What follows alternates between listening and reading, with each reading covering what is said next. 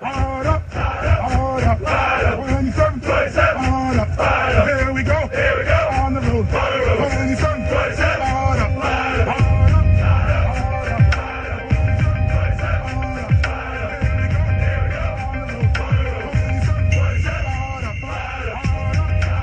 You are listening to Voices from the Diaspora.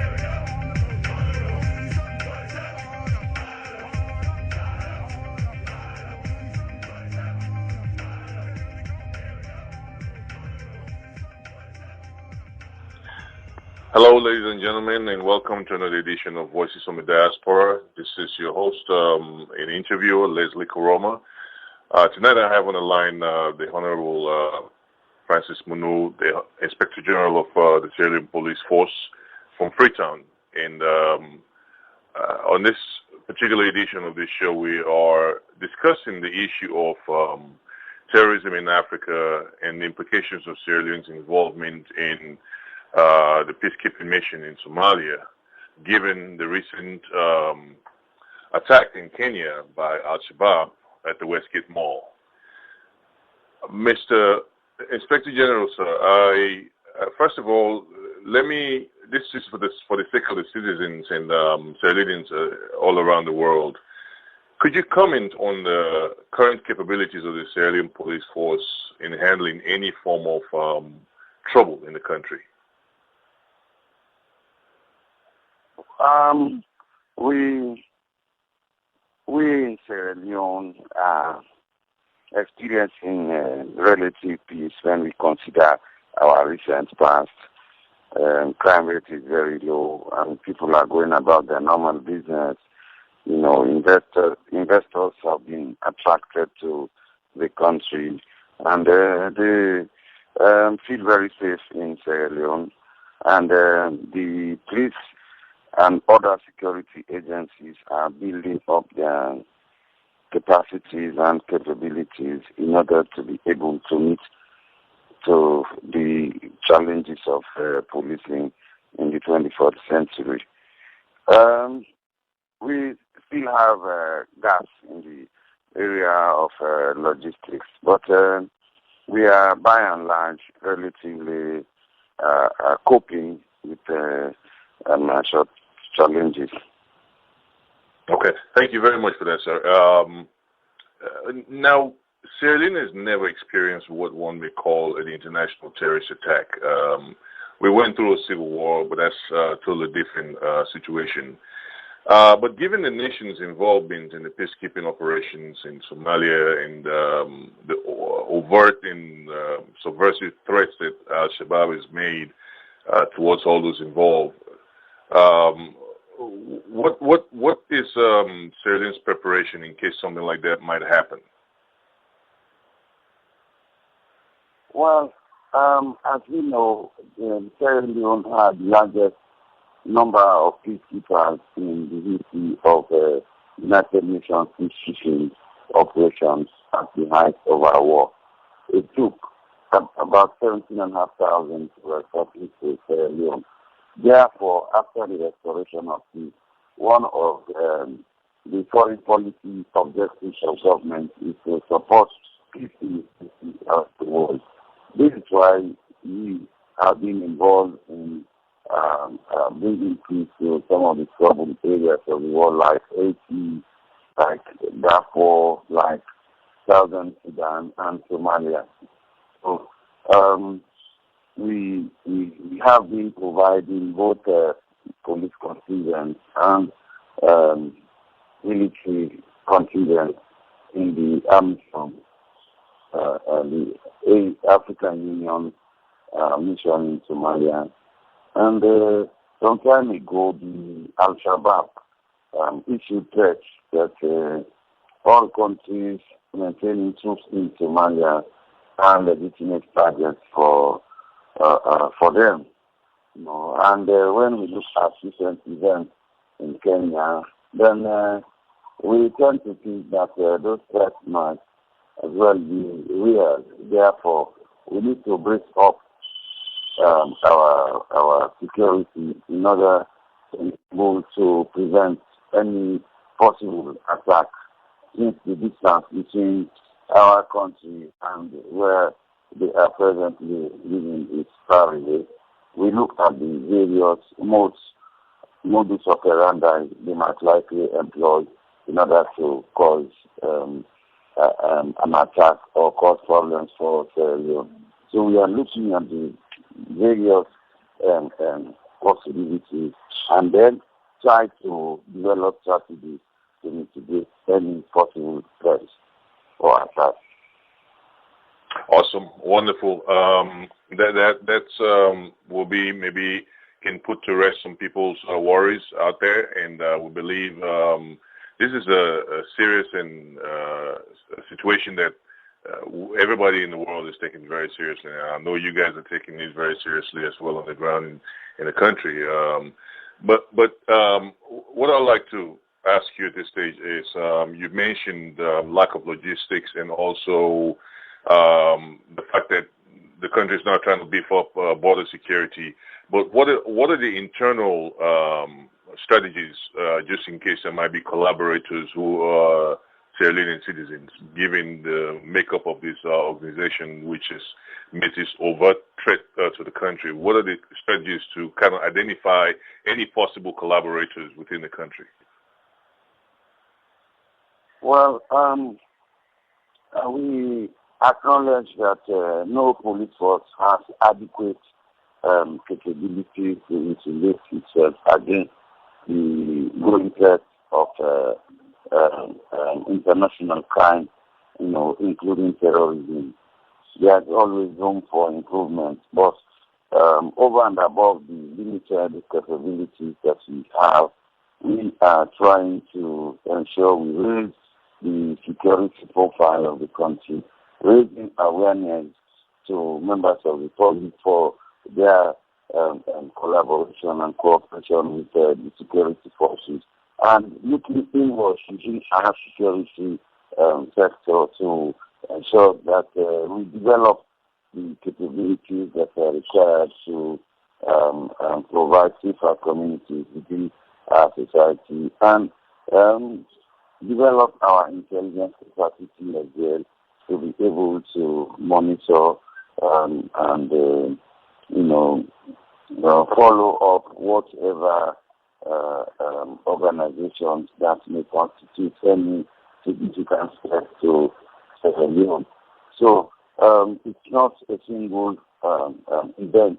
It's a whole process whereby we target not only developing or enhancing the capacities of the various security agencies, but also to raise the awareness and ask for the cooperation of members of the public.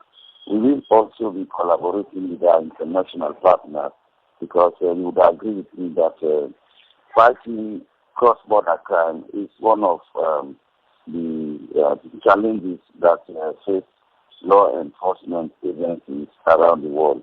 And we are also members of the Interpol, and we do have information exchanges. And we have also recently developed a transnational organized crime unit that works alongside with other partners in the world to ensure that we share information and capabilities as may be necessary in order to mitigate the threat posed by international or cross-border crimes. Okay. Thank you very much for that answer. And I want to turn your attention to another region in the country where one of our panelists in the panel discussion that we just had on this particular issue regarding terrorism, who was a special advisor to the United Nations Secretary General on the Sahel region, made mention of the fact of a collection of ex-combatants and some disgruntled individuals who are congregated in the eastern region, in the eastern forest region bordering Sierra Leone, Guinea, and Liberia. This was where initially the first the rebel war was launched initially way back when. But this is a region that's still what we'll call a lawless region. It borders Sierra Leone, Liberia, and Ivory Coast, 4 countries. And what are the strategies in place to beef up security in that area, not just from the police force, but collaboratively with the military and other forces in the country? Well, we still continue to monitor security around the Manu River Union Basin because there had been a lot of instability around the general area, and even now that peace is taking place in all of the areas, we still continue to monitor the humidity around our border areas when we consider that we have people of the same tribe living in different parts of the country, so it's easy for them to infiltrate, one country. We are trying to ensure that we continue the monitoring of our borders, as well as providing cross-border collaboration, among security agencies. And we are also in the process of, reintegrating ex-combatants, and countries are working hard to provide alternative means of livelihood to what would otherwise be soldiers of fortune, so that we reduce the potential for them to engage in mercenarism, and make sure that we share information, and we also work together in reducing the proliferation of small arms and large weapons, as well as dealing with other forms of organized crime and cross-border crimes. So this is what we have been doing within the sub-region, under various forms of collaboration, such as the Manu River Union, the ECOWAS, and even in our bilateral relationship with Guinea and with the Republic of Liberia. We are quite aware of the existence of a large number of unemployed youths, most of whom do not have any employable skills. And we are approaching the problems in a multi-dimensional ways, not only within the security sector, but also with other areas of pertinence in relation to the general problem. Thank you very much for that. Mr. Inspector General, you're one of the leading law enforcement officials. In fact, I would say the preeminent law enforcement official in the country, besides the Attorney General of the country. At this stage, I thank you very much for answering the questions I've put across to you. But finally, what would you say to put Sierra Leone's hearts at rest, the citizens of the country's heart at rest, given the fears that are being expressed now at the issue, the situation with Kenya, given Sierra Leone's involvement with Somalia? What would you say? What would be your final word to? I just want you to speak directly to the citizens of the country and let them know how safe they are. What would you say to them? Well, I would continue to implore on members of the public, one, to take the threat seriously so that we do not take any risks at all, and to be generally aware that our security is in our hands. We need to propagate our hard-earned peace, and we need to be ever vigilant to support our security sector institutions in the area of information sharing, and also helping to advocate for capacity building initiatives for our security agencies, so that our security sector reforms could aim at professionalizing security, as well as public providing the necessary civil society oversight and cooperation within the security sector, so that we look at issues of not only physical security but also human security, so that we are able to build up a robust security network that would contribute to making the country safer and also contributing to world peace. We would not be discouraged because of the test, but rather we can use it as an opportunity to come together, build our capacity, be more responsive to the needs of going threats, against world peace, and make sure that we play our part in the international environment.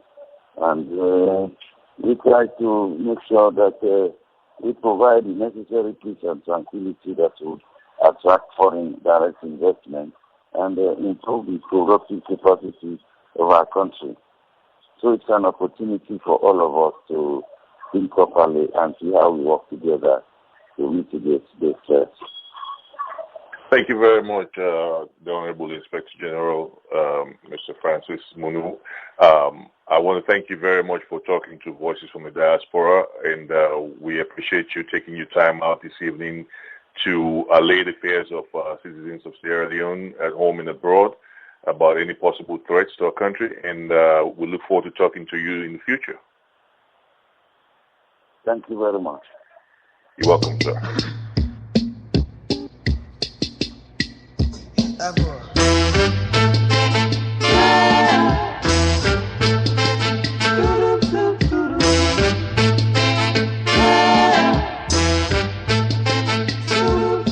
There's a natural mystic blowing through the air.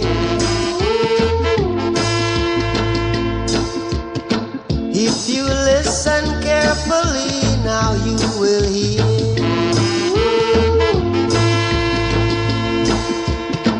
It could be the first trumpet, might as well be the last.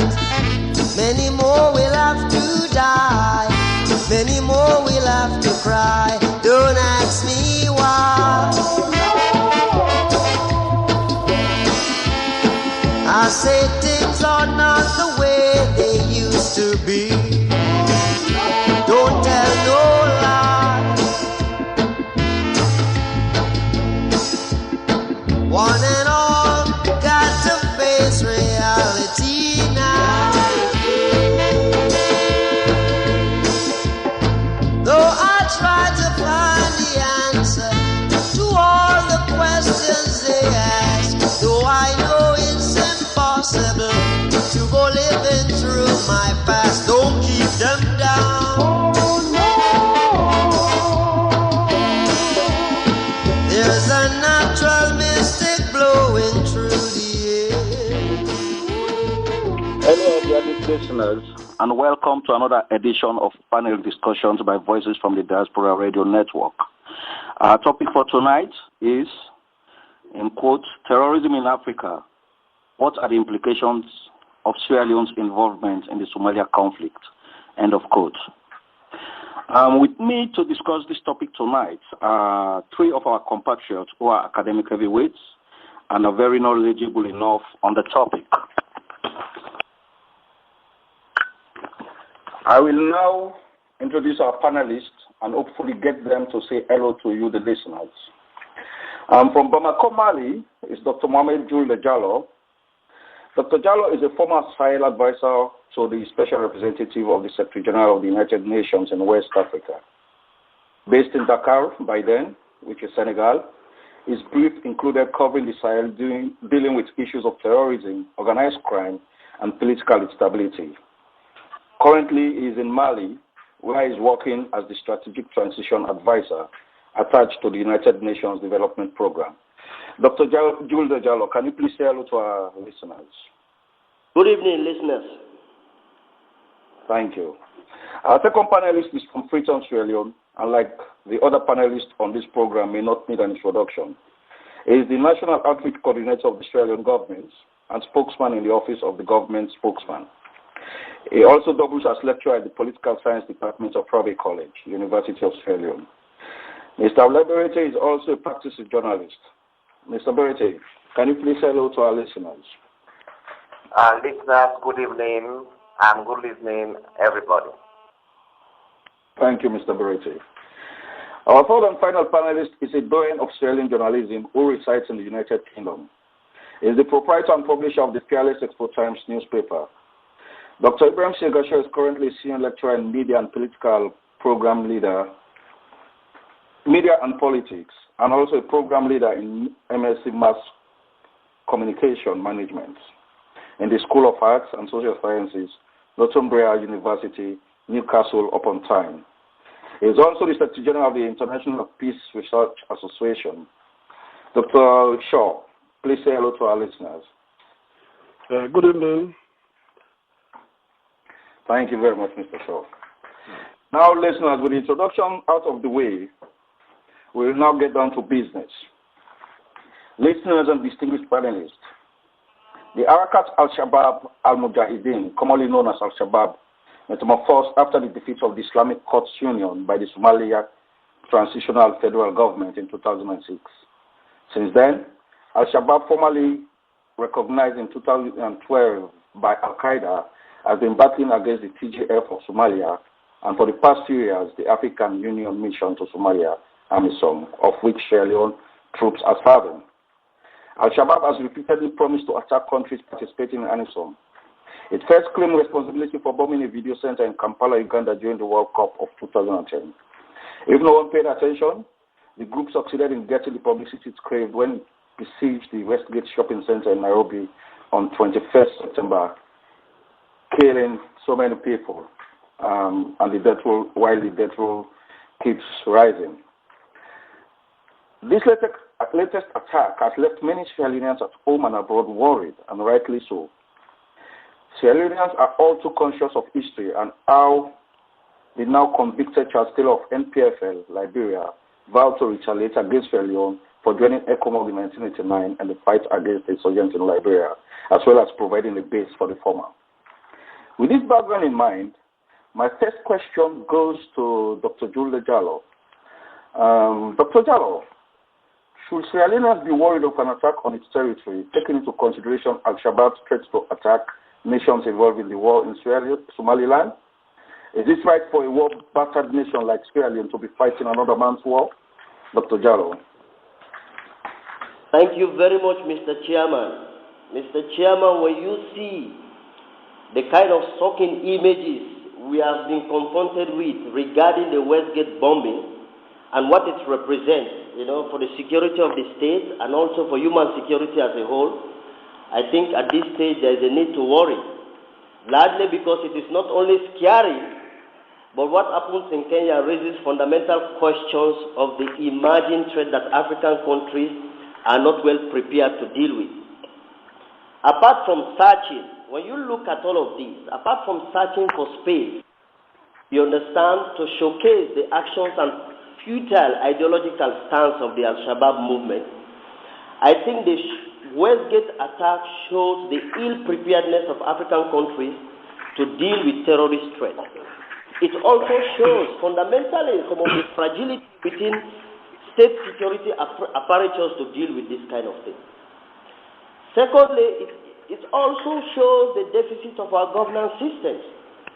It points basically, as far as I'm concerned, to the fundamental weakness to take forward several efforts and initiatives in the region as well as internationally to deal with terrorism.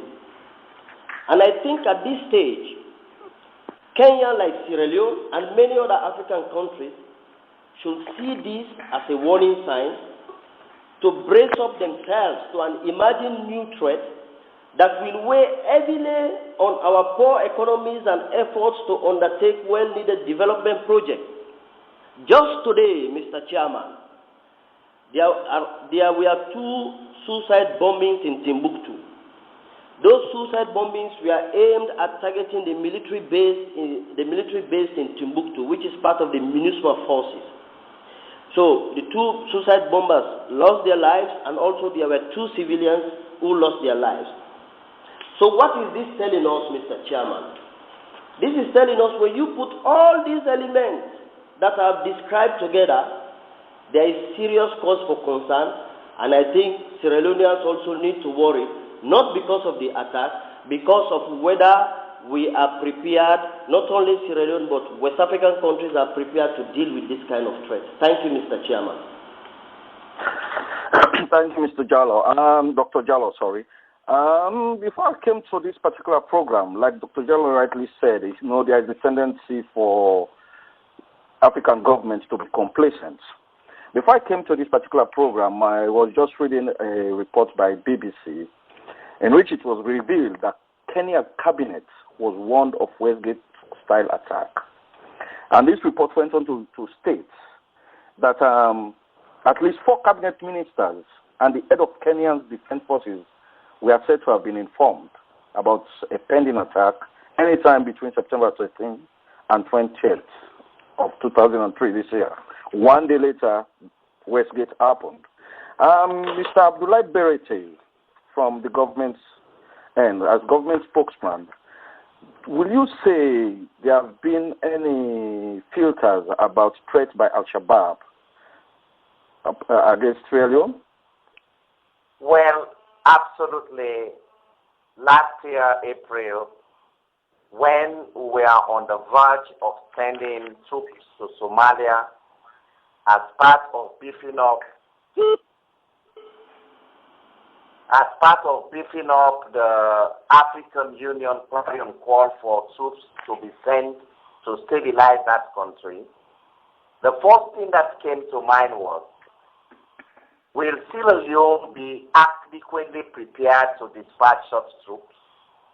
The question came first from the political front that yes, Sierra Leone should be part of the global community and efforts to stabilize the country, not just as a way of reciprocating following our own debilitating conflict, whereby we saw over 17,000 troops in our country during our own difficult period, but also for us to also adhere to international norms and standards. So within our own limitations as a country, Al-Shabab threatened that they were going to make sure Sierra Leone pays the price for sending troops to Somalia. Amidst that threat, since Al-Shabab itself is not working in isolation and as a very potent non-state actor in terms of unleashing violence, we immediately put in place security measures, not just for the internal stability of Sierra Leone, but also working with close partnership with the international community. Because as we all know, the Al-Shabab threat goes beyond borders and therefore assumes the tendency of being a transnational organized crime. So since then, we put modalities in place, our intelligence network went into gear, and so far, we haven't got any real threat apart from the remote one they gave us that Sierra Leone should brace because they will retaliate for our troops being in Somalia.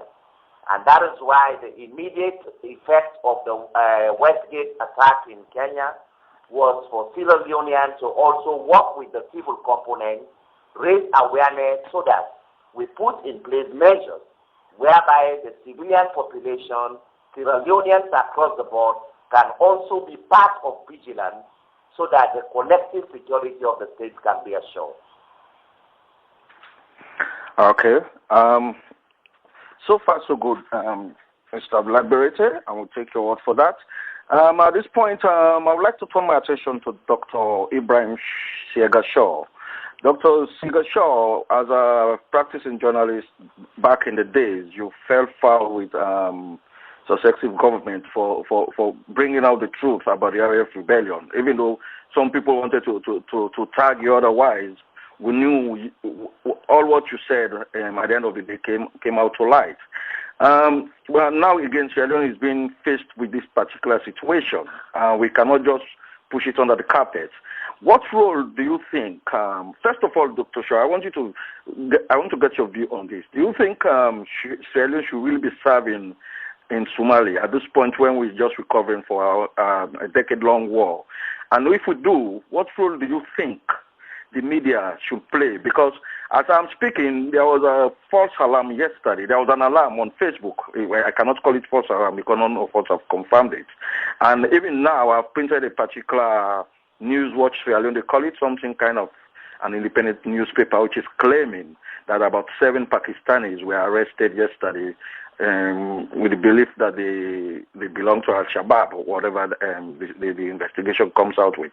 But what role do you think the media should play in calming down the nation, but at the same time pointing out the potential threats? Yeah, first of all, I think I will need to just go back to your first question about whether indeed, Sierra Leone should be involved in trying to stabilize Somalia. I think it's very positive that the government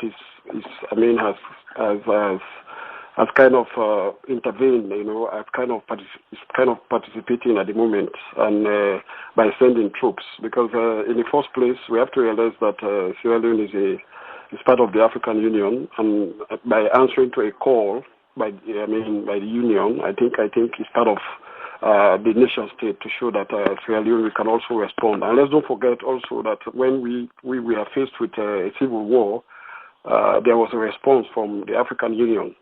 So there is all reason that Sierra Leone should, the state as a state should, get involved. Because if any part of Africa is unstable, there is a likelihood that, it's going to spread to Sierra Leone one day, because Sierra Leone happens to be part of Africa. And besides, as part of international relations, it's just but necessary that we are not seen to be isolated. We are seen to be playing an active role, in African affairs. So I do see the need for us to be in. Having said that, I think we also have to be very cautious in the way the whole thing is interpreted, particularly by the media. I think the media has a kind of a role to kind of educate people about why Sierra Leone is involved in the whole situation there, and also why it is necessary for us to be there. I think it is very important for us to go back a bit and reflect, on this idea of when you go back to the history of, Sierra Leone, the war, the civil war in Sierra Leone, it was kind of linked up to Al-Qaeda at one particular time. There was a time when there was the fact that it was linked up to Al-Qaeda, during when after the 9/11 attack, there was a situation. There was a journalist called Douglas Farrar who wrote in the New York Times, claiming that the Sierra Leone civil war has got some Al-Qaeda connection. In fact, there was a guy called Ibrahim who had some links with the RAF and Charles Taylor. So the fact that there is a history, of Al-Qaeda connection in Sierra Leone, and the fact that already we are involved in Somalia, so that means, in fact, we should even be more careful, because there is already history, So the Al-Qaeda, definitely the fact that people like Charles Taylor now is being convicted, and just the other day it was confirmed that his appeal was rejected, so he's going to serve, his term. So there is evidence, very clear evidence that we should be concerned, because already there is a history.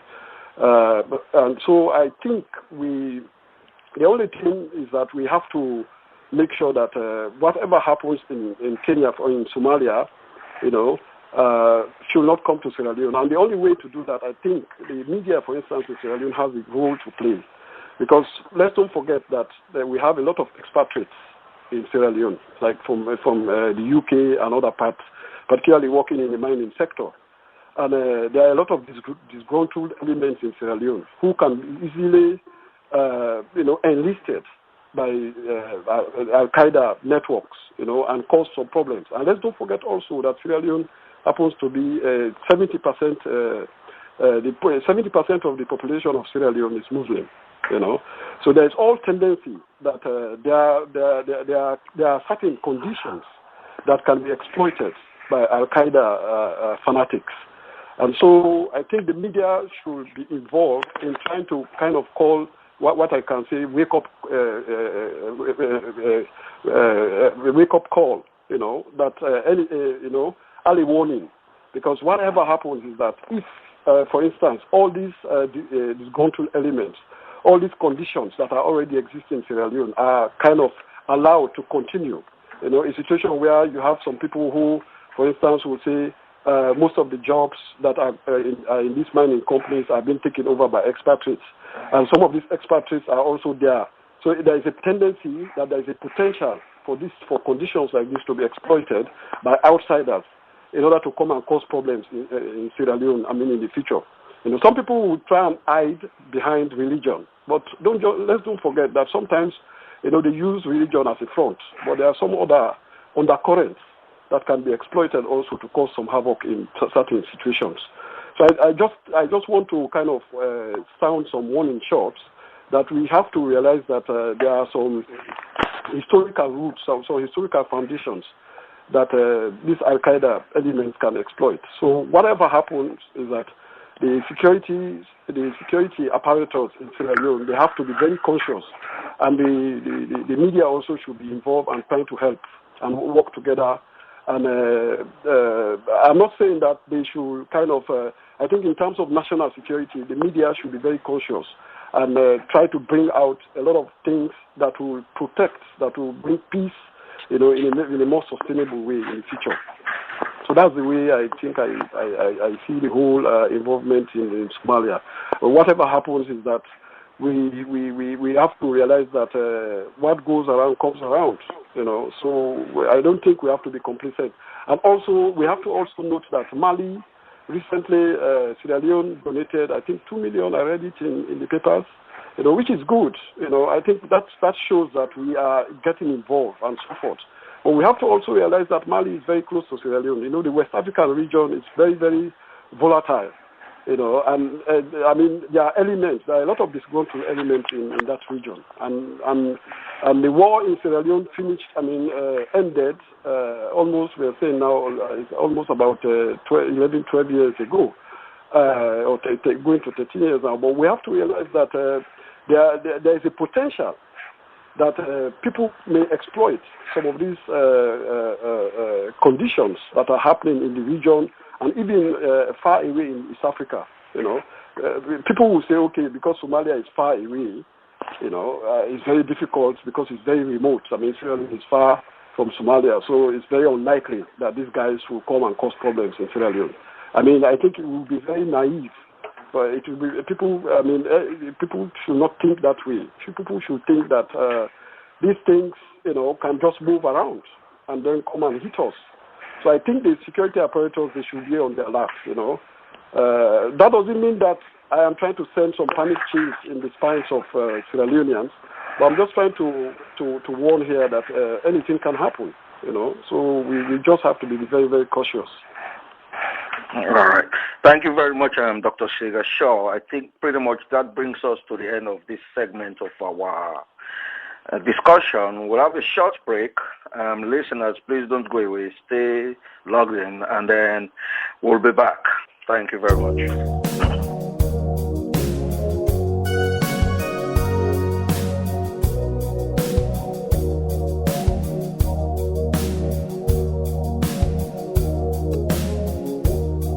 Gotta take a little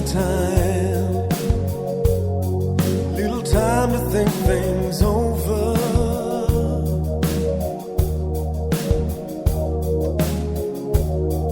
Better read between the lines in case I need it when I'm older.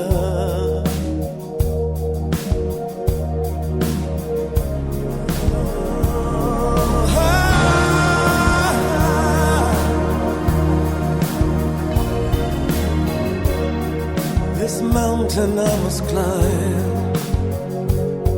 Feels like a world upon my shoulders. Through the clouds I see love shine. Keeps me warm as life grows colder.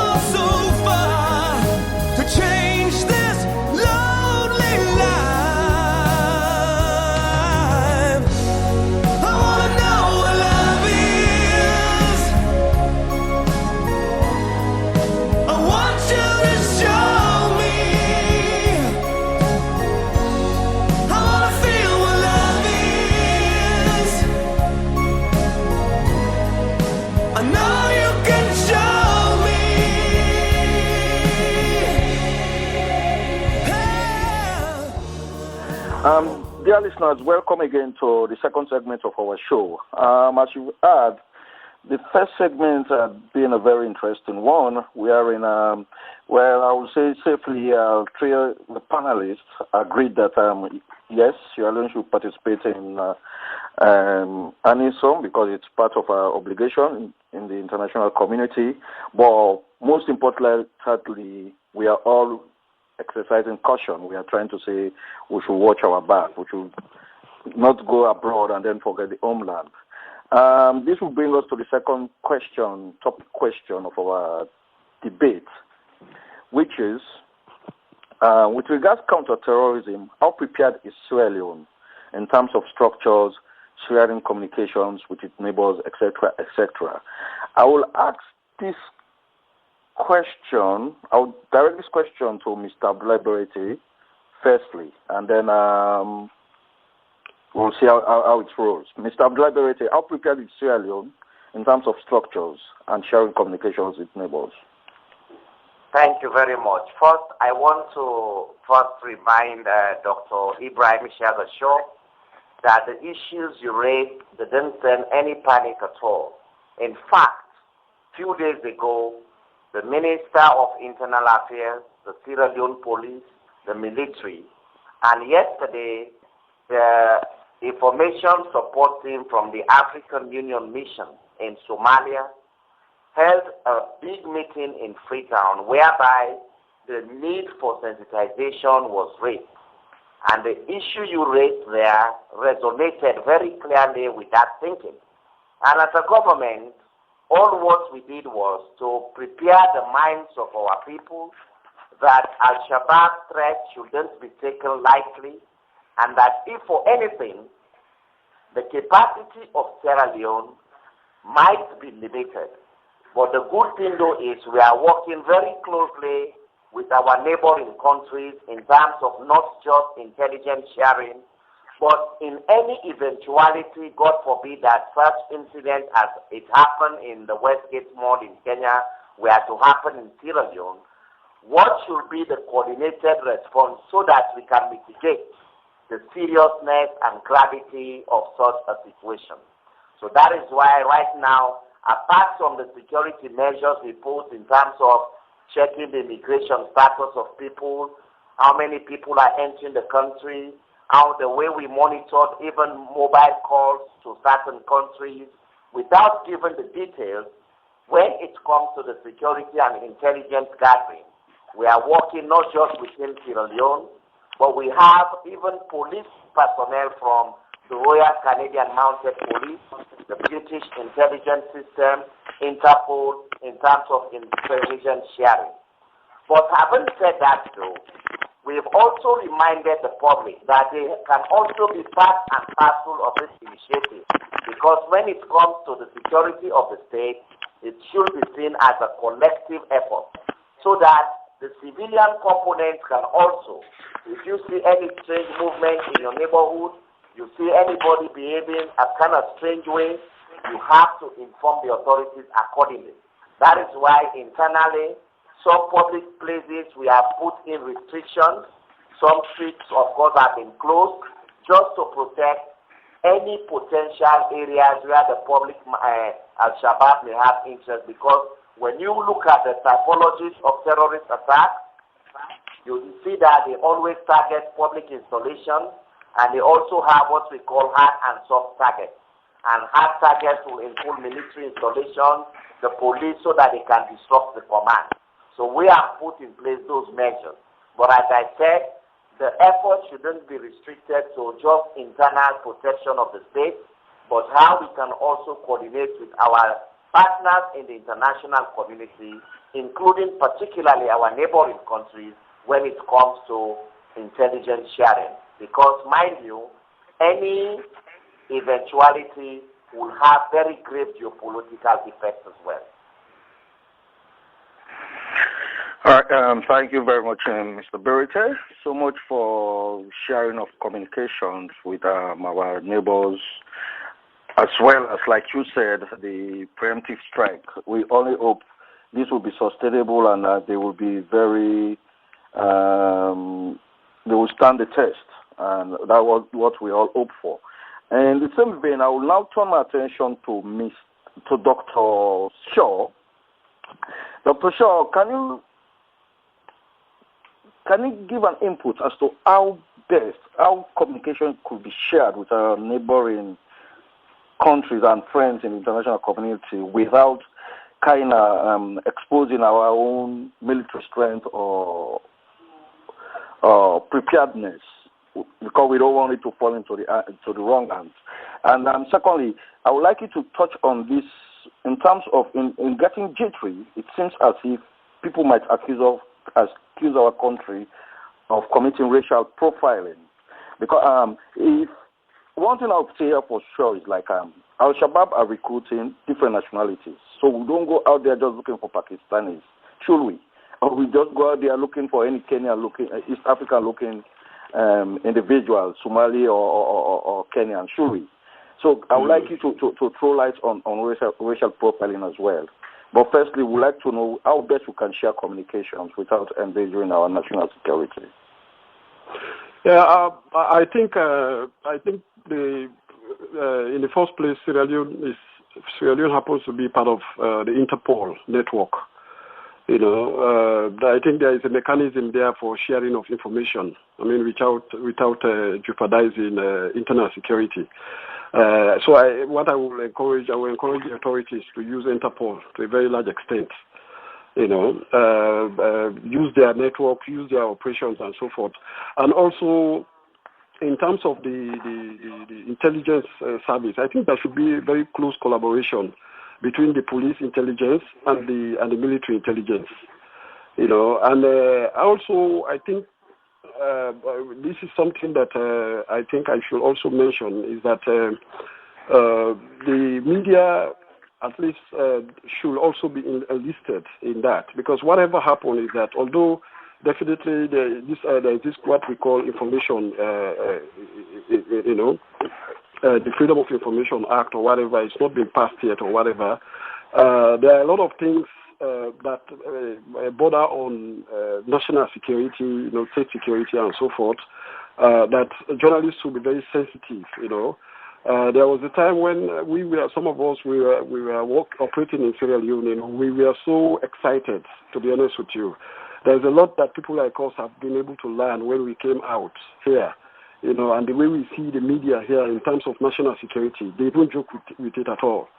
Okay, anything that borders on national security, people are very sensitive. They take their time to publish and so forth. So I think the media also should play a responsible role in that respect. Anything that borders on national security that is going to jeopardize the security of the state, I think it's not kind of censorship. I'm not saying the kind of people. I think that should just be what we call auto-censorship, you know, without kind of undermining the fundamental freedom of the press, of course, you know. But I mean, these are things that I think there should be some cooperation from all fronts, you know, the media, the intelligence services, the state, and also in terms of the counter-terrorism. I think I would like to comment a bit on that, because whatever happens is that we should not just be reactive. We should not wait when the threat comes, then we react to it. I think we have to be proactive. We have to try and reduce the conditions, that will be exploited, as I said earlier. Okay, we have to try and work very hard within the country itself and make sure that people are empowered. People, for instance, a lot of mining companies, a lot of industries, which is good for the economy, But I think there is then also there is a problem of course, skill sets. Because the problem why most times you have people expatriates being hired outside the country to come is because maybe there's a shortage in skill set, Well, I think there should be a kind of a balancing act. So there should be a situation where even if we have expatriates and we have locals, if, for instance, there are people around who have got the skills and they are ignored, things like that may be exploited by outsiders, and then cause some problems. Sometimes people will just say, okay, these are, Al-Qaeda people. Let's don't forget that most of these people, they have their other plans. They always look for areas where they can exploit. So I think the government should also be looking at areas, not just controlling passports, for instance, who is coming into the country, but what about those who are within? How are you going to reduce their vulnerability, from being exploited by outsiders? Because that's like these people who caused this problem in Kenya. They worked with people who were in Kenya already. Okay, Somalis who were there already.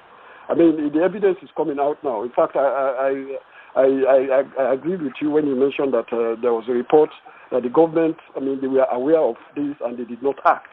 Okay, there was an intelligence report that was ignored. And this is the problem. And in fact, according to what I read in the media, is that this intelligence report came, I think, almost a year ago. And they ignored. There was even another intelligence report from the Israelis. Let's not forget also that this mall that was attacked was owned by some Israelis. Okay,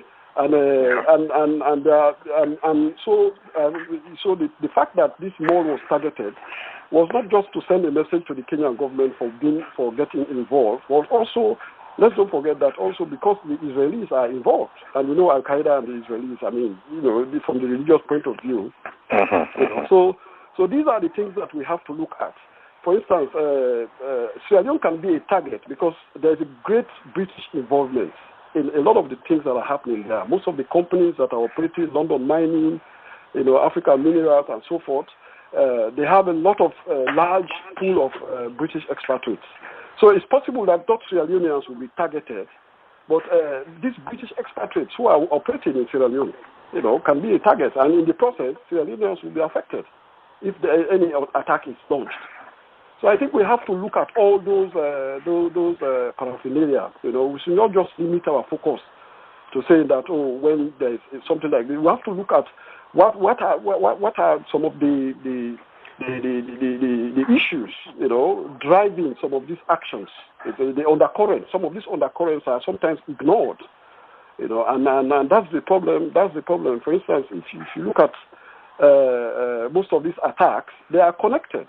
They are connected with some wider picture, the wider picture, but people just focus on what has happened and they ignore some of the undercurrents, So that's, I think, my way of looking at it is that the response should be a kind of a more proactive response, in as much as we are going to prepare to react when maybe there is going to be any eventuality.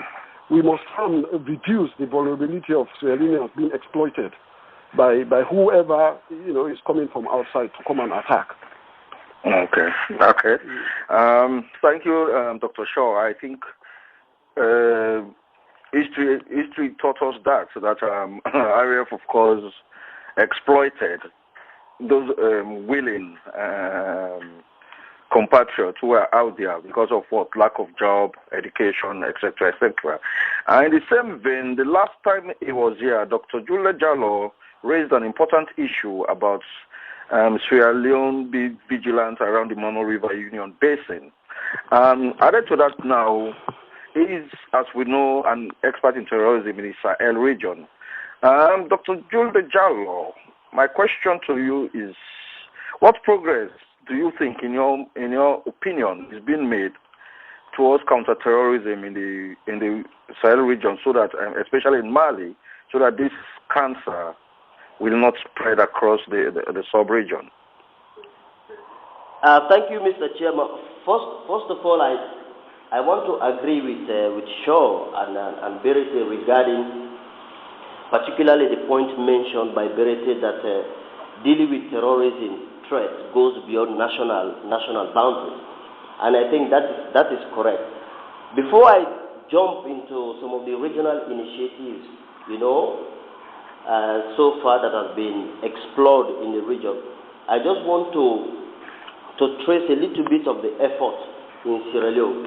You see, I think the conflict in Sierra Leone, to a large extent, provided a fillip, for the country to rethink security, and more so about how do you put in place a security infrastructure to address various types of threats.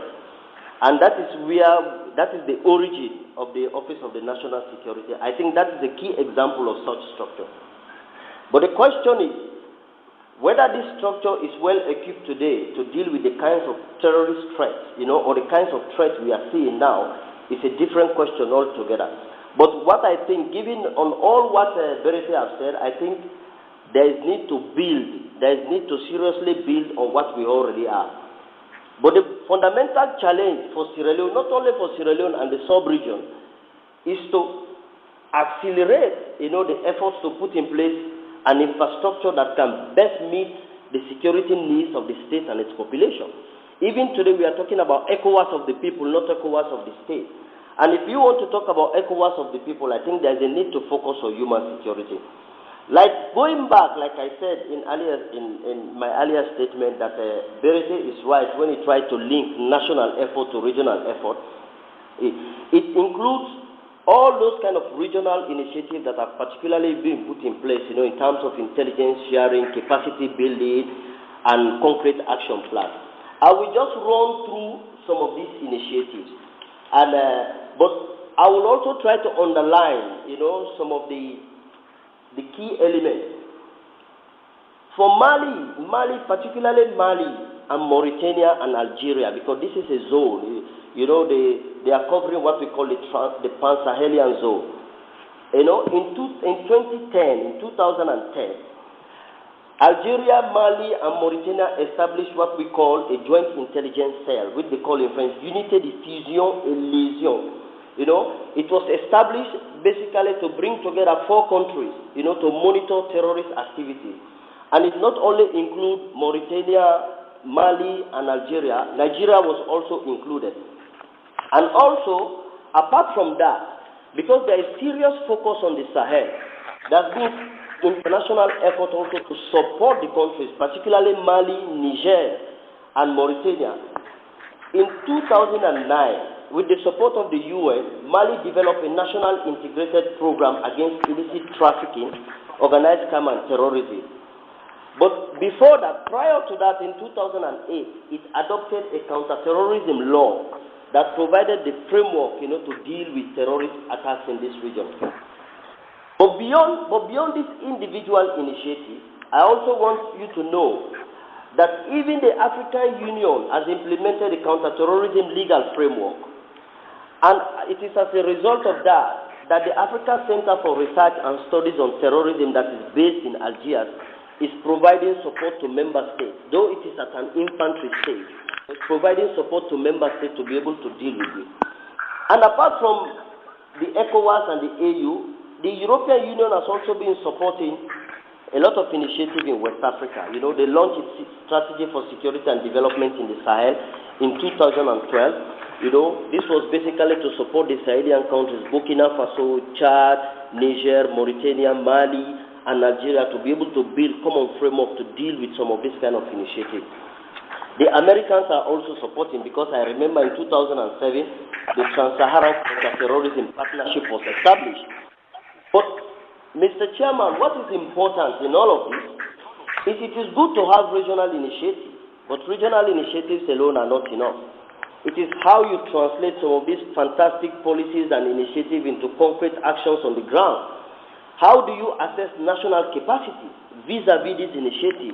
When you look at some of these initiatives, when you go down to the individual countries, for example, in last year, I was part of a UN assessment mission that went to Niger, and it was amazing that the head of the Niger intelligence department told me they are lacking simple infrastructure like communication.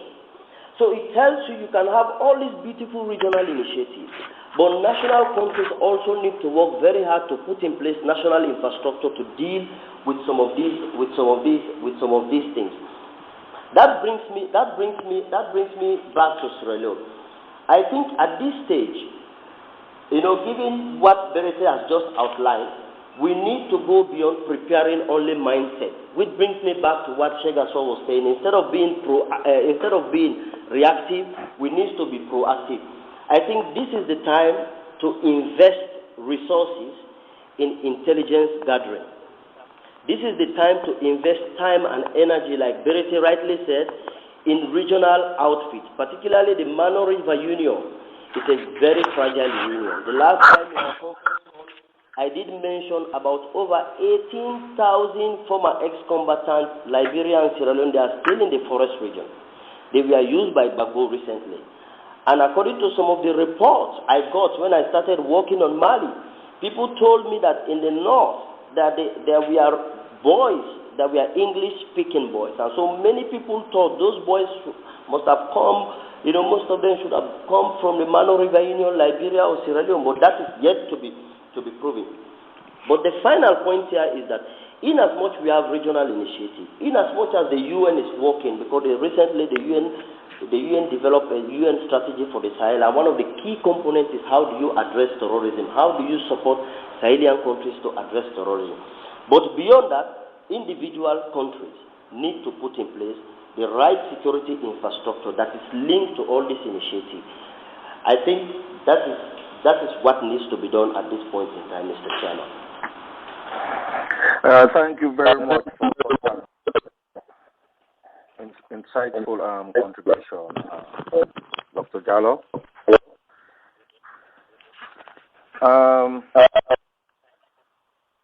At this point, dear listeners, this brings us to the end of our discussion. To the end of the second segment of our discussion. When next we come back, we'll be dealing with the concluding part of the discussion. So, like I normally say, please stay locked on, don't go away, we'll go back. Thank you.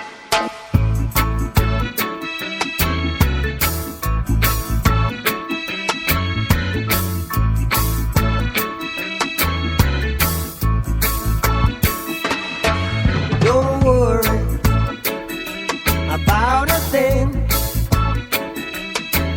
'cause every little thing gonna be alright. Singing, don't worry about a thing, 'cause every little thing gonna be alright. Rise up this morning, smile with the rising sun.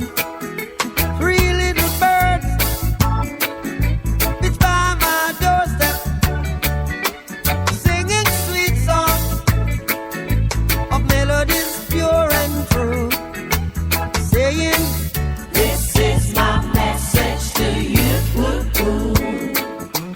Singing, don't worry about a thing, 'cause every little thing gonna be alright. Saying don't worry about a thing, 'cause every little thing gonna be alright. Rise up this morning. Once again, welcome to our concluding part of the discussion, dear listeners. This particular segment, the past segment, we've agreed that Syrians should participate, but again, we should empower our security apparatus operators. We should be vigilant. We should not leave anything to chance. So in conclusion, we would like to ask our panelists. I will start first of all with Dr. Seaga. Dr. Shaw, do you think Sierra Leone should give a time frame for its forces to pull out of Somaliland? Not because of threats, but because we need to go and reorganize our houses. What will you say, Dr. Seaga? Yeah, sorry, the line is breaking. Can you repeat it? I am not getting it clearly. The line is breaking. Okay. Hello. Dr. Shaw? Hello? Uh-huh. Yeah. Can you hear me? Yeah. Better now, better. Okay. I'm trying to say, for our concluding part of this discussion, we've all agreed that, yes, Sierra Leone should participate in ANISOM because of international commitment, but we should be vigilant and keep the operators in place. The question I want to ask is whether Sierra Leone should have a time frame for its forces to pull out from Somaliland. Whether Sierra Leone is what? Should what? I didn't get that last line. Can you repeat? The line is still breaking, I think. I was trying to ask, hello? I was trying to ask whether Sierra Leone should have a time frame for its forces, okay, the time frame to withdraw. That's right. Yeah, okay, yeah. Well, I think that's a very difficult thing to do at this particular time. But we have to realize that it costs a lot of money to maintain troops, overseas. It costs a lot of money. So we don't know how long the Somali situation is going to go on for. So I think I will say that there should be a kind of a sense. I think the government should try and find out exactly how long this thing is going to drag for, because I don't think we have any intelligence, for instance, proper intelligence, to say, well, this is going to be for 1 year, 2 years, 3 years. Are we there for the long run? The way it is right now is not very clear. So I think we should still be in until the stability returns. Really, I believe that. But just that, how long is it going to be? We have to consider also the cost. You see, in terms of economic costs, because it's not easy to maintain foreign troops actually. So I think I would rather we have first of all a very clear intelligence about how long this thing is going to last, and the level of involvement also. Are we going to have troops? I think there are some other ways we can contribute also. Not just necessarily having troops there. Maybe like the reconstruction and the disarmament, because I think we have a very good record of the disarmament program in Sierra Leone when the war ended. So there's a way we can also contribute to that. When let's hopefully the situation returns to normal as quickly as possible in Somalia. All right. Thank you very much, Dr. Shaw. I hope Mr. Bayraytay is getting me clear. Yes, I can barely hear you because the line is breaking. Yeah, I think we're beginning to experience it. But never mind. Mr. Bayraytay, can you give us the gist, or can you just give us an insight into how long you think Sierra Leone will be involved in this particular conflict? Well, basically, that is very hard to predict. The only good thing is the mission itself, after it was established in 2007, that is the African mission in Somalia, and when it was endorsed by United Nations Security Council Resolution 1896, it became very clear that the security situation would have to be reviewed every 6 months. And I guess like April 2014 is the next time it is going to be reviewed. So which means our contributing troops there, our presence there, will have to be determined on the periodic review of the security situation. But if I may just make a issue of human security, Dr. Juldeh Jalloh, as well as Dr. Terrorism, I think that is exactly what we are doing here. Because as a country, we don't want to create a fertile region whereby people internally will be induced into being internal collaborators to end eventual Al-Shabab attack in Sierra Leone. That is why we don't roll out local content policy whereby any multinational corporation that will come to invest in Sierra Leone, it is mandatory that at both the managerial, the middle, and even the lower cadre of establishment, it is a matter of more than most employees and appreciable percentage of Sierra Leoneans. And if, as it used to be argued, that Sierra Leoneans don't have the local content policy situated, that we must give you time and we must train the Sierra Leoneans so that this entire thing about the agenda for prosperity, which is the government development plan approved by the International Development Act, can be seen to be a reality. Because the issue of human security is just how do you reduce poverty, how do you address issues of disease and famine, and how do you also make sure the people become relevant in terms of enjoying the fruits of the natural resources of their country.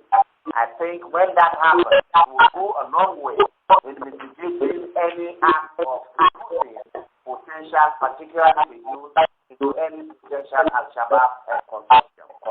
That is what the government is doing right now to create that conducive atmosphere.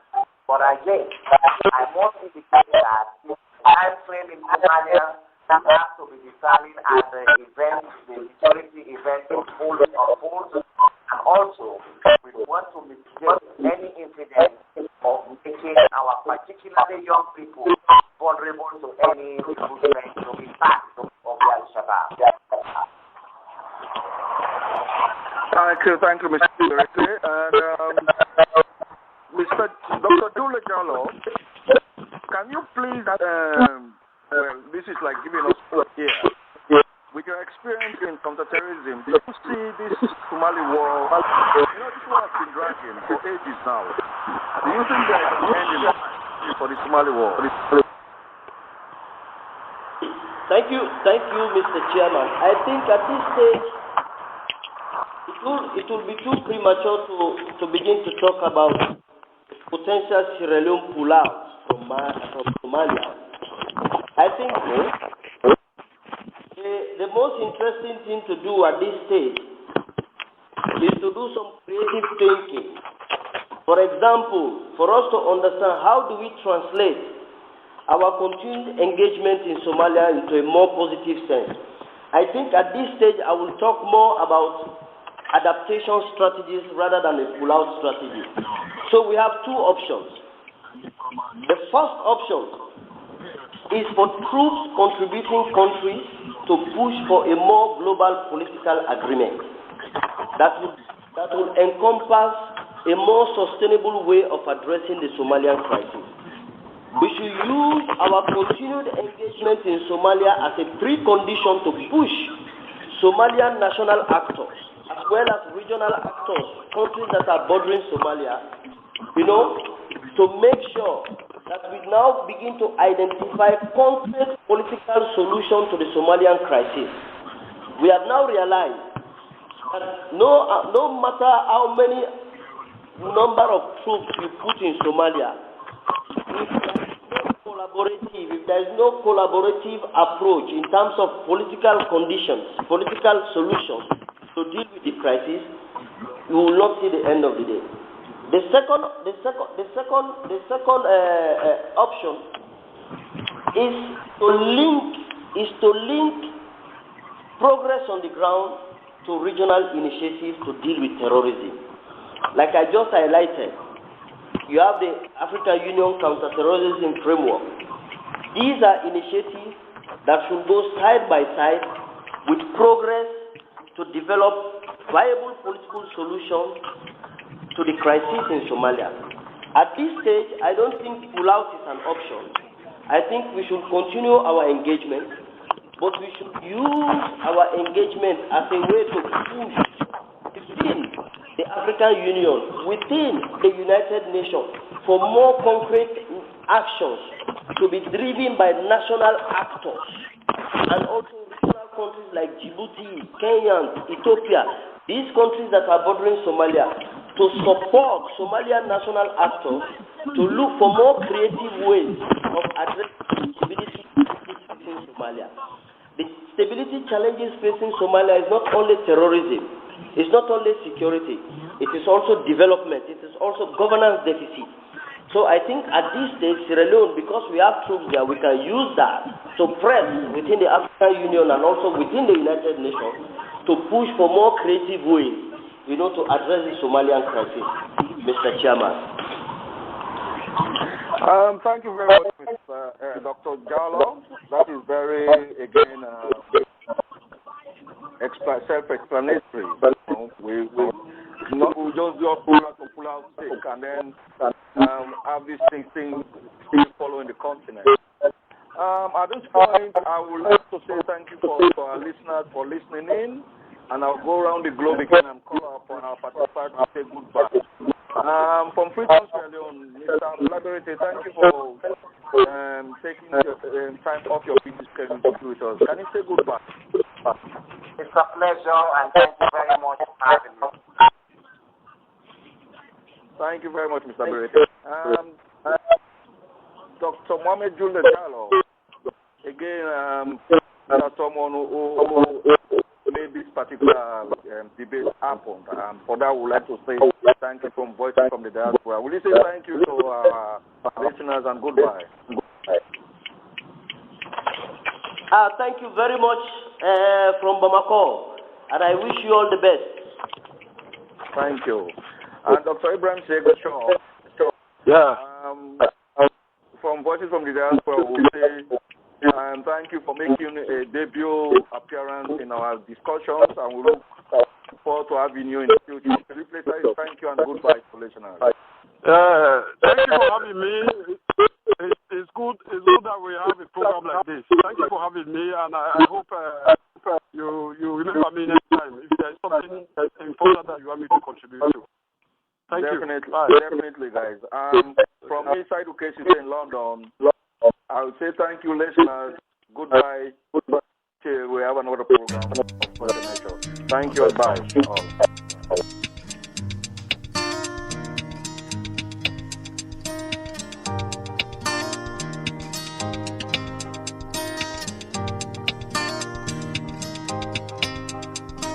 Friday night, I'm going nowhere. All the lights are changing, green to red. Turning over TV stations, situations running through my head. Looking back through time, it's clear that I've been blind, I've been a fool. To open up my heart to all that jealousy, that bitterness, that ridicule.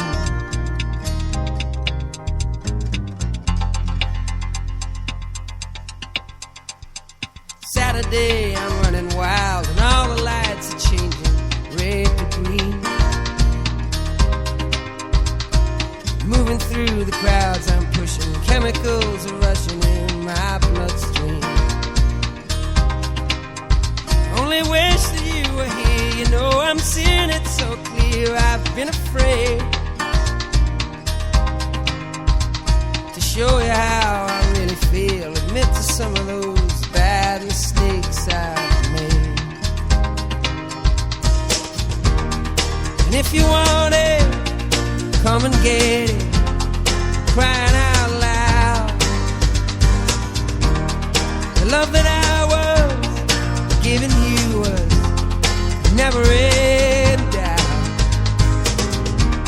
Let go your heart, let go your head, and feel it now. Let go your heart, let go your head, and feel it now.